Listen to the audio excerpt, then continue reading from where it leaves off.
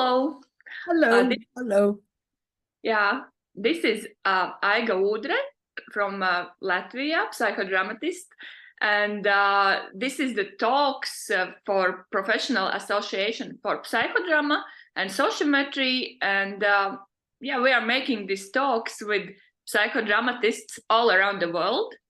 And today we are talking with our own Latvian psychodramatist, I would like to say, from Sweden, but Latvian, Inara Erdmanis. And yeah, Inara, I think you can solve this puzzle for us, how it is that you are Latvian psychodramatist, but you are from Stockholm, from Sweden. Well, I'm born in Riga almost 73 years ago. But during the Second World War, me and my mother flew during the war to Sweden. And a couple of years later, my father came also, but he came through Germany to Sweden. So we were refugees in Sweden for some time and lived in refugee camps. And nowadays, I'm also a Swedish citizen, but I kept my Latvian citizenship too. So I have two citizenships. That's the reason. Yeah. And how are you managing these roles? Because it's two roles, I think. Is it that?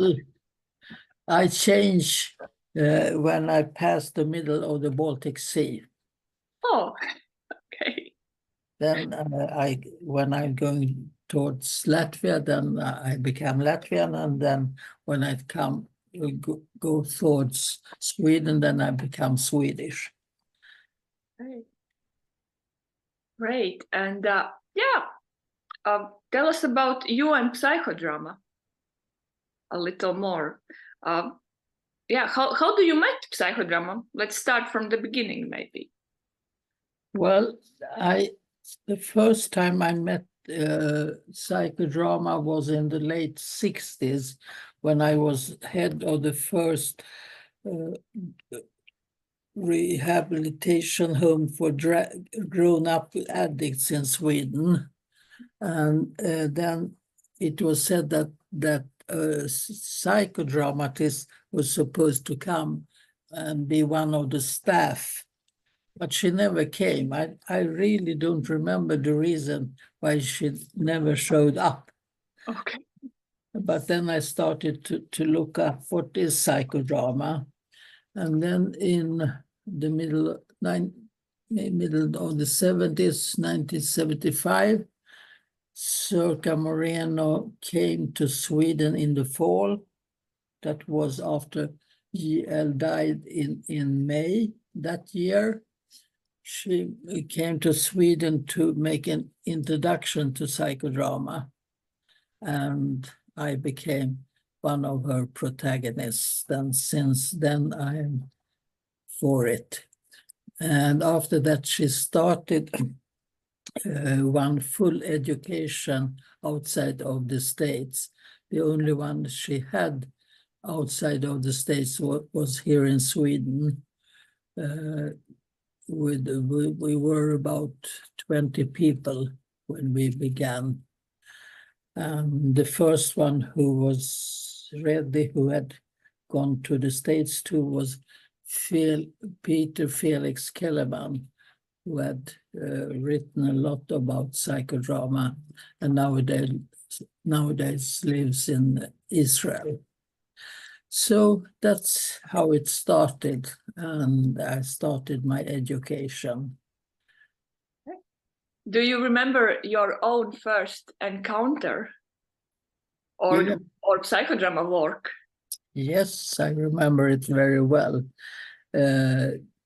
Zerka was offering people to become protagonists, and I volunteered, but it was very, very deep and heavy themes for the others. There was someone who whose child had died, and one whose husband had died, and very, very heavy ones. I don't remember my theme, but she said, well, then I do a vignette with you. And the vignette took 2.5 hours. Oh, So it was a full psychodrama. And I remember it fully well because in the beginning of the drama, I played my mother coming in from doing a grocery, and the group started to laugh. Mm. And it was very hurtful for me, so I started to cry. But then Zerka stopped the group and explained that one should never, ever laugh at a protagonist. You could laugh with a protagonist, but never at. Mm. Then I felt very protected. And yeah, so that was also a reason why I went for psychodrama. When someone is taken care of so very well in that way, it felt very safe with her directing me. Yeah. That's why you chose psychodrama. Yeah, one could say it. It was one of the reasons. Right. But there are several other reasons, but that was one.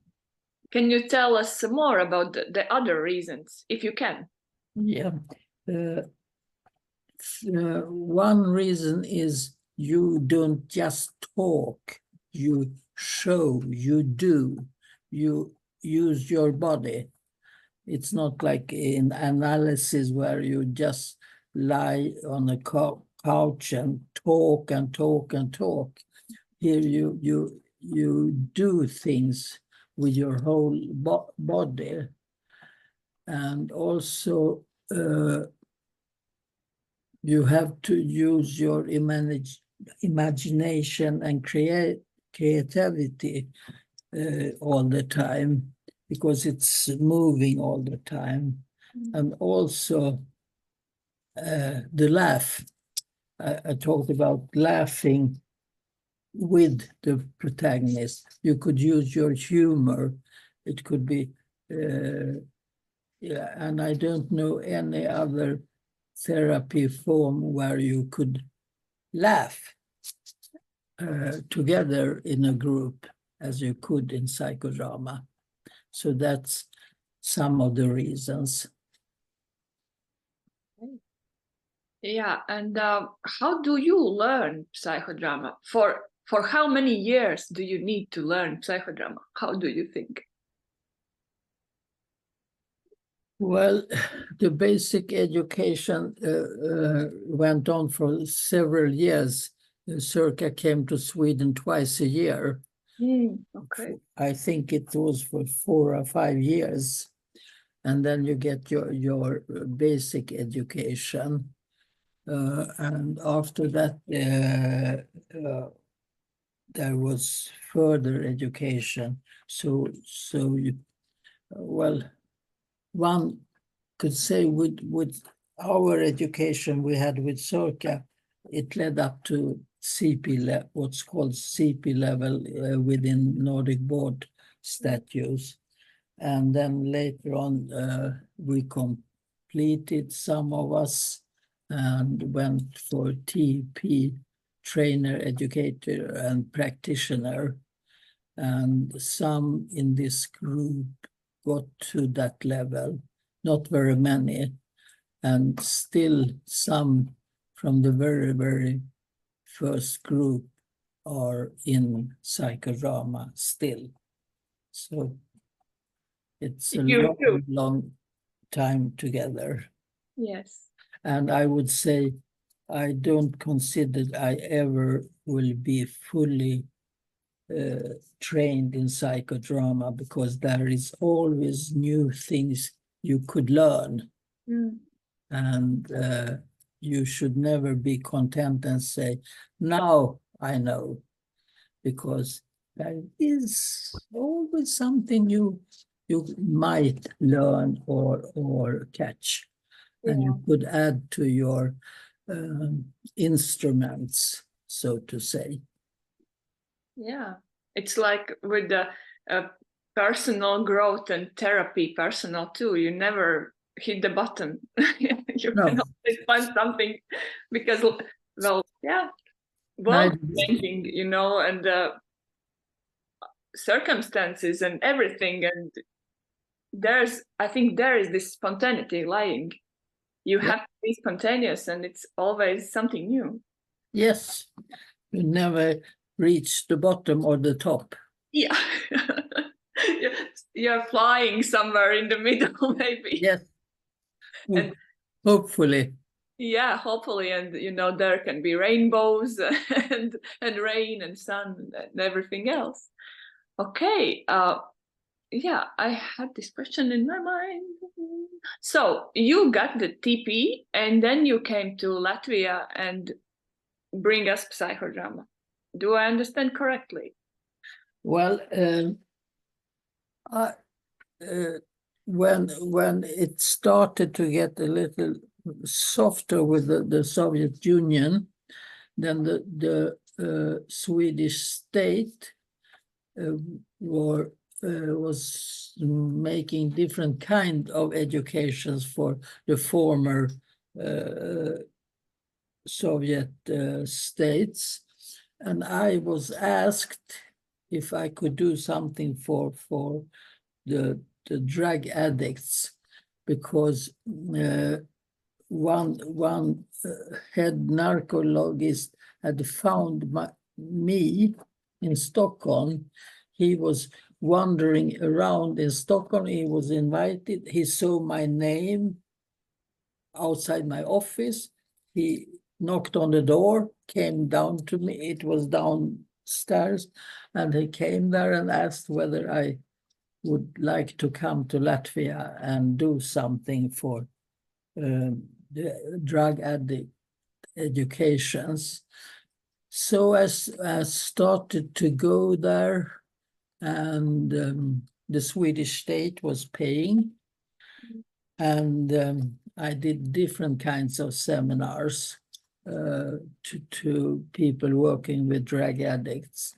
And then I was asked if I would like to do a full education, not just seminars. Yeah. And was asked what would it be. And then I said psychodrama, as I had experience from Sweden that psychodrama was very effective with drug addicts. So that's the way it started, with drug addicts. And then in the beginning, the Swedish state paid, but when Latvia became a part of the European Union, then people had to pay themselves for the education too. But in the beginning, everything was free. I just took a couple of rubles for the education, just symbolically. So it wouldn't feel like it was some kind of martial help, that people at least paid 4 or 5 rubles, which was very little, but it was at least something for the education. Yeah. Well, because not a present or, you know, free tester, right?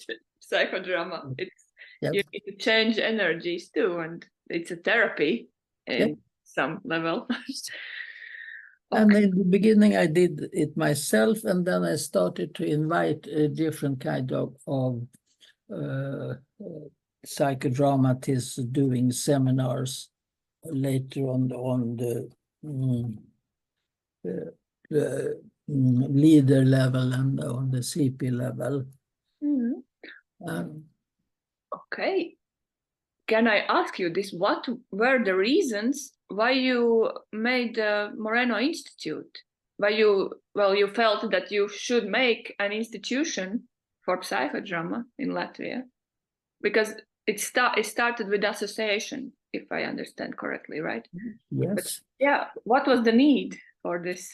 Well, you need to have a home, some kind of belonging.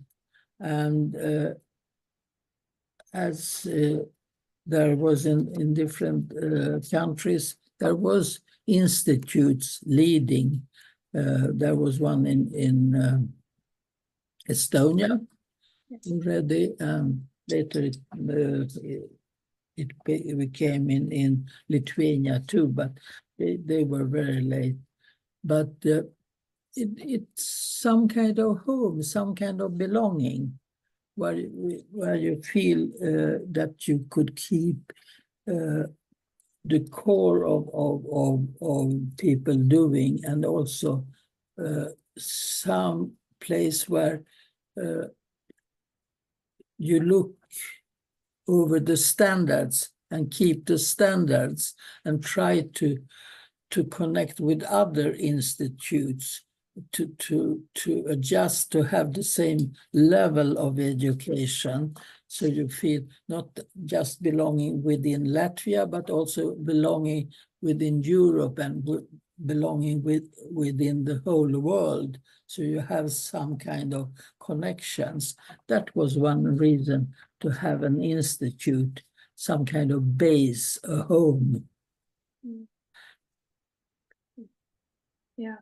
And how do you see psychodrama?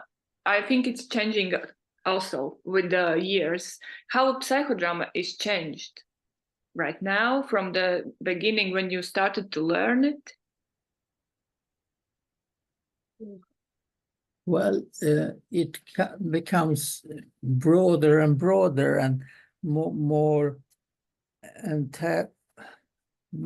things are put into psychodrama.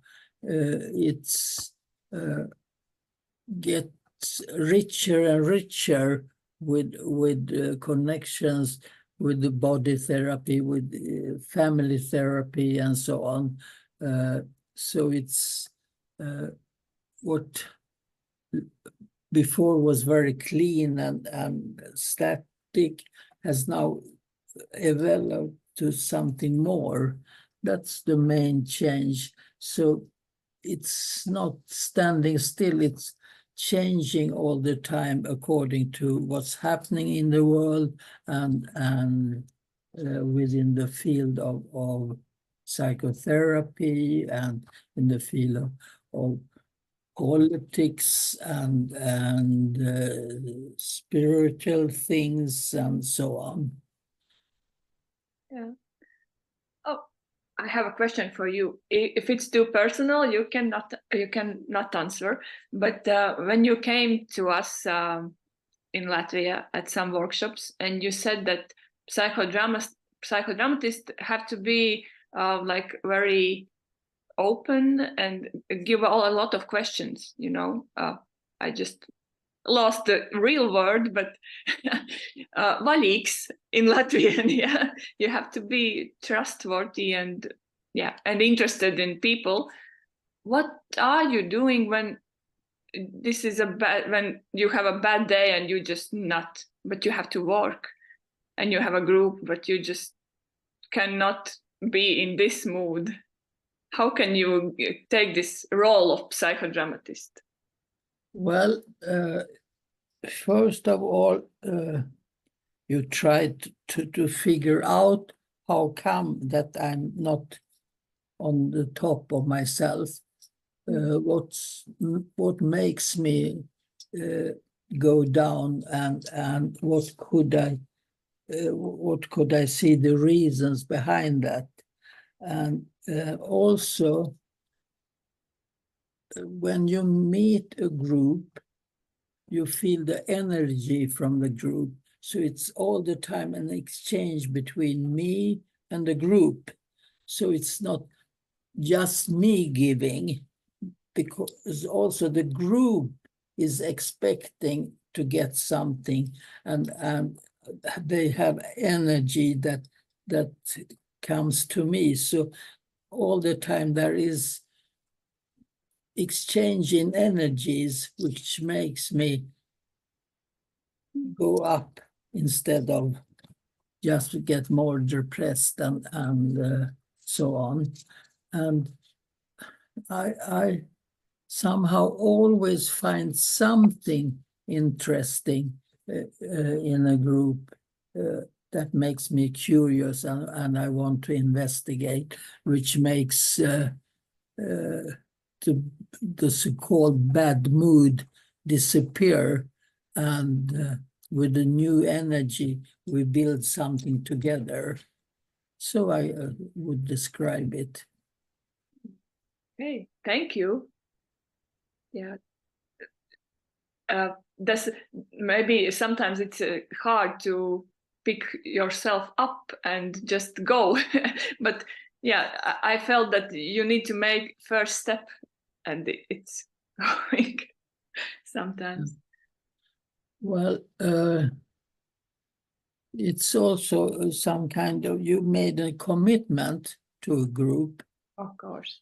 and that makes it, you feel, even though it's heavy, something very heavy had happened, maybe at home or with some person that are very close to you, then even then you have to try to find something that makes it worthwhile trying.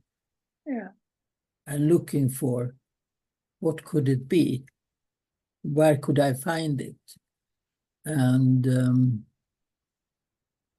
it always happens something in the group. So that has never been something that had bothered me too much. Okay. Just to get started, then it slowly builds up to something that you create.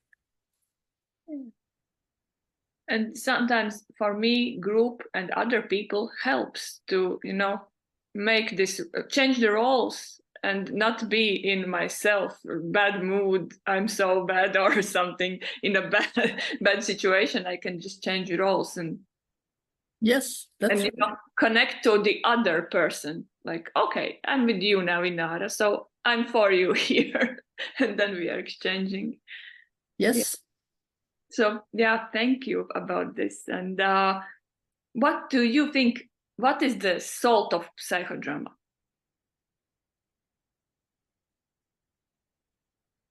I think the salt is there ain't any limits. So, for instance, as we use surplus reality, you go outside of the ordinary, outside of the boxes. You try out things you never ever imagined you would try out before. The salt is the possibility to make that step you never made before. That I would consider the salt, the thing that pushes you to try something you never ever tried before, and in that way be able to grow. Yeah. Yeah, I felt that. it maybe it makes changes.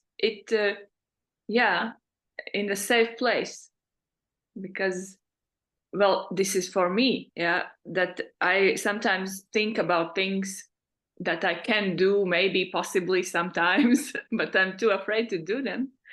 And then if I can try them out, I can make those changes. Yes, yes. Yeah, how do you say, is there, well, because psychodrama is a big part of your life, is there a lot of changes in your life because of this? Hopefully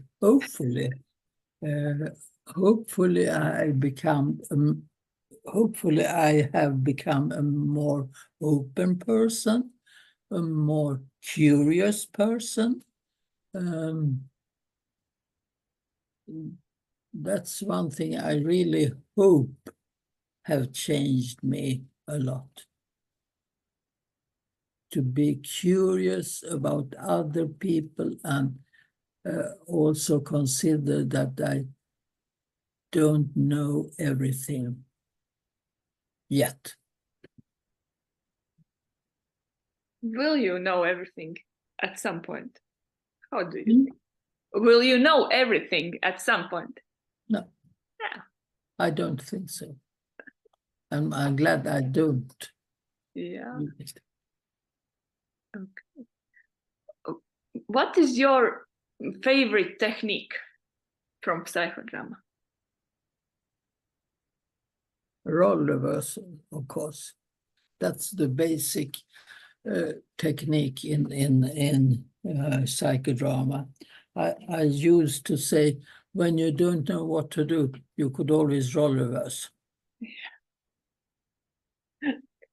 And that's a way to get further. Yeah. Also a way of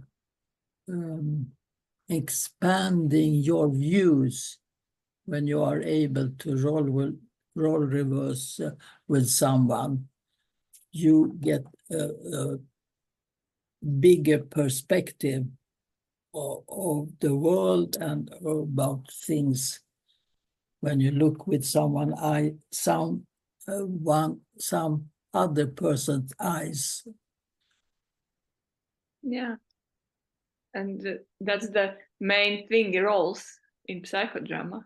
Yep. We will have tomorrow open stage with the theme of roles. So Okay. Warming up about this too. And yeah, how can I explain, or how would you explain what is role reverse? Well, you would show it too, but something that explains it for people that don't know anything about psychodrama. And they probably think, oh, it's something about theater. But yeah. I would use exactly what I said now, to look on something with another person's perspective, to look on something from another angle, so to say. You can't see it where you are standing, but the other person might see it if you look with his eyes, so to say, and his feelings and his views, to get new perspectives. That would be a way for me to explain what psychodrama is. Not just playing, but using one another to widen your perspective on the world and on yourself. Also to look on yourself with some other person's eyes and views. How would your mother or father look at you? What would they say about you if they were talking about you? That's one very, very easy example you could use. Or a friend, what would a friend say about you when you're not in the room? Yeah. Oh, we can try this tomorrow in open stage. This is interesting, right? Yeah. What would his friends say about you when you're not in the room? Yeah. One sentence. One sentence. A good warm-up. Very good warm-up. Really. Yeah. And how do you feel? Do people are attracted to groups these days? Because in Latvia, not so much. And I'm thinking why a lot. Well, to be in a group, it's a longing to belong to something. But at the same time, you are afraid to be exposed. A group could see you in a way that you have tried to things you have tried to hide for very long, a group could see through, and that could be very scary. So that could be a reason. A group is something you are attached to, but on the same time you feel scared of, or yeah. Yeah. And it is scary to be get exposed. Yes, it is. Yeah, it is. But I'm happy that there are people that do it still, and then there's this all magic of group, because you said like psychodrama is growing and taking methods, and this is too, it's grouping somehow, grouping, Yes. you know, making a community of psychodrama with something. Yeah. Okay. What would you like to tell now? Yeah, what do you want to know? Because I have a lot of questions, but you know, maybe there is something that you would like to tell. No. Yeah. Better ask what you are interested to ready. hear about. Okay, I will. Yeah. Do you remember your very best encounter or the more memorable encounter on the stage? There have been so many. Maybe there is some that really changed your life, you know, that really was wow. Okay. Well, there had been a couple of times when I learned things I didn't know about. What it, for instance, meant to be in some kind of very heavy situation, in a torture situation, or that have been some dramas where you have opened up for that, where I feel that the person have completely changed on the spot.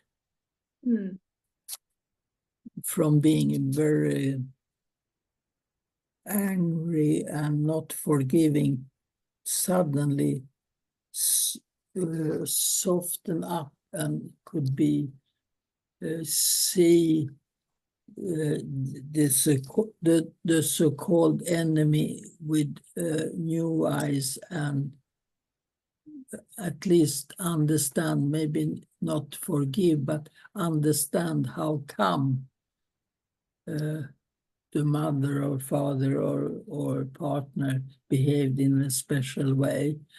And then you could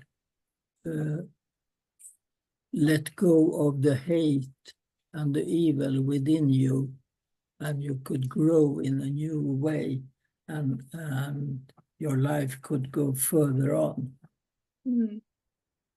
That's these moments you really long for, where you could see the jump from one side to the other side. That's soften up at least me in a new way. Yeah. That's maybe because if there's some trauma or something bad happened, I always ask why he or she did this, why? And yeah, it's great that we can have this answer in psychodrama. And also, you should never ask why, because why means that there would be an answer. You rather should ask, how come? What's the reason behind it? What made him or her do like this? Yeah. To be curious, how come?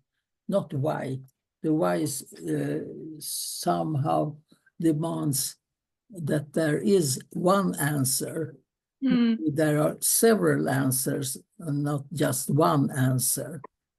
Yeah. So, yeah. Thank you. I'm still learning this. I remember I participated in Eva's seminar in Latvia where she demonstrated why on me. And that's always with me now. But yeah, I'm still learning this too because it's so. I'm used to say why. It's almost 2 years after Eva's seminar, and I'm still sometimes do that. Okay. Yeah. Okay. How do you see psychodrama in 20 years? Well, the development is very fast, and what I see is, which also scares me a lot, but also a possibility, and that is AI. Mm. How could we and how will we use AI in the future? Because we have to use it, because it's here for staying. Yeah. So that will be connected to psychodrama in some way, and also all the real world with the computers, Zoom and Skype and whatever you call it, that will expand a lot in the coming 20 years. I can't see what's the end of the 20 years, but there will be huge differences according to these elements that could be used. The AI and the computer world, it's already with all these Zoom meetings and Zoom conferences and so on. So it has started, but it will grow tremendously. How, I don't know exactly. That's the nice thing, that I don't know exactly how, but it will grow a lot. Definitely. How you could use all these techniques. And Moreno was very much for the techniques and use the techniques. So he would love the computer world. Yeah, he would love to see what's next. Yeah, it's well, my experience with IE right now is that you can talk with the body that always give you the answer. Yes. Maybe sometimes even the answers about myself. Yeah. Yeah, but of course it cannot be substitute for real people. So there's a problem. There is also, with new things, there is also a shadow side. Yeah. And I don't know this shadow side, but we have to be careful how we use and so on, all these new things. But at least we should try and be open for the new possibilities. Yeah, because if you're scared from the shadow side, you can just take it off of yourself because you never try. Yes. Yeah. How about the shadow side? What is the shadow side of psychodrama? That it is so easy to use, so it could be misused. I've seen people, without knowing what they do, use parts of psychodrama techniques without knowing how to end. And for instance,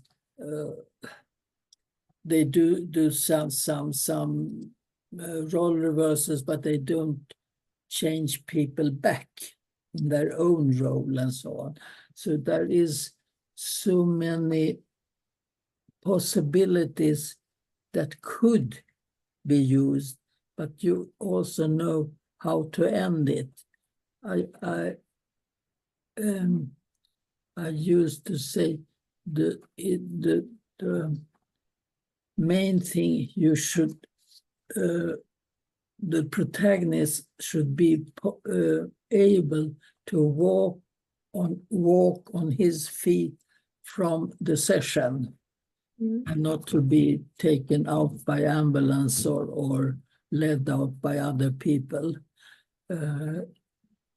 That's the crucial thing. You shouldn't leave a protagonist in some kind of pain, which I've seen too many people done, because they know some techniques, and it's not. It's very easy to get people to feel the pain, but you have to let them grow too. So that's one thing I'm very concerned and scared of, when people use psychodrama too easily without knowing how to end it. Yeah. But that's learning thing too. Yeah, that's it. That is really about the learning and about being cautious, about other people. Yes, of course. Yeah. Because when you don't know how psychodrama is powerful, when you don't know how it feels after the session, then sometimes it's like, oh, that's nothing, but it's not nothing. Yeah. And that's dangerous. Yeah. So there should be some stop signs or some, dangerous signs that if you use it, do it correctly or something like that. Yeah, and that's maybe one thing why people sometimes are very afraid of groups of psychodrama, because at some level maybe they feel that, okay, this is not so simple, not just the playing. It's a strong instrument. Yeah. Okay. What do you would like to say to new psychodramatists, as myself, that are just beginning groups, beginning work? Be curious. Stay curious. Always, how come? Why should this happen? And how come that I feel, or the protagonist is feeling that, or to be curious and not judgmental. That's the main thing. Stay curious and never be judgmental. Great. Yeah. Thank you. I don't know. I can ask you something else, of course. What can I ask you? My curiosity is like dancing today a little. Yeah. Oh, you have trained in Latvia, in Sweden too. Do you have trained in other countries? Ukraine, I trained a lot before the war. And then it had been just seminars in different other countries. But training more some in Lithuania. I started in Lithuania, but it was at the same time I started in Latvia, and I realized I couldn't do both. So I choose, of course, Latvia. Yeah. Thank you for that. Yeah. And well, how do you find, are people the same in all the world, or they have some cultural differences, or I don't know? Of course, there are cultural differences, and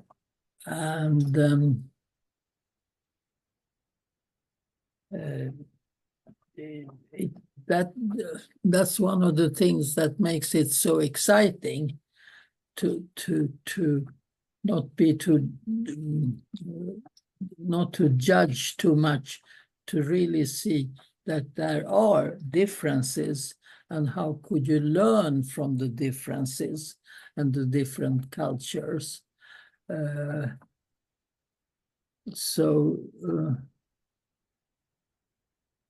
People are different in different countries, but not too. The core is the same, but there are outer differences. Yeah, that's good, I think. Yes. There, I remember once I was in Finland doing something, and we were sharing, and it was very slow and slow. So I said, okay, now we go on. And then someone said, remember, you are in Finland now.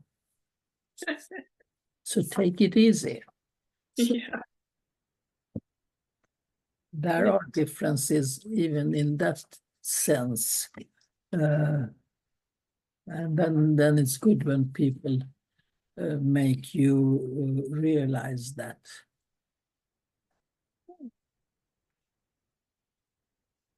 Thank you. And yeah, do you have some good sentence for all the psychodramatists that will listen this? Some. Pardon? Yeah. Do you have some wish for psychodramatists that will look at this? Some wise woman's sentence, something that we need to remember? Nothing that I not said before. Stay curious and look for opportunities. There is always an opportunity around the corner. You'd never know what's around the corner, but look for it. Thank you. Thanks a lot for this. And on this great note, we will end this interview. Thank you a lot. And yeah, I really, really wish this October for you to be not that rainy, but you know, with the sun in your heart. Thank you, and I wish you all the same. Thank you a lot, Inara. One thing is also important when one reaches my age, to look back also. What have I achieved, and what's left to still achieve? What's left to be done? Do I have a bucket list, so to say, what I want to do? So it's not ending before it ends. And as I'm at this age, I've been thinking a lot about life, and it's that it's close to the end. And what have I done with it, and what will it be like? So now I need to ask you about your bucket list.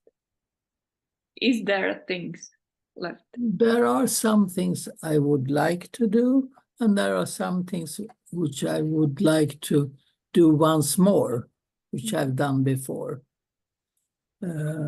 So you see how much of it there would be time for. Okay. Yeah. Because the body gets, it doesn't listen as it did before earlier in my life to what I want to do with it. I get hard to breathe, I see less, I hear less, and so on, but still I'm moving around. And so my wish for you is to do all the things in bucket list. Okay. And redo the ones you just need to. Okay. Thank you.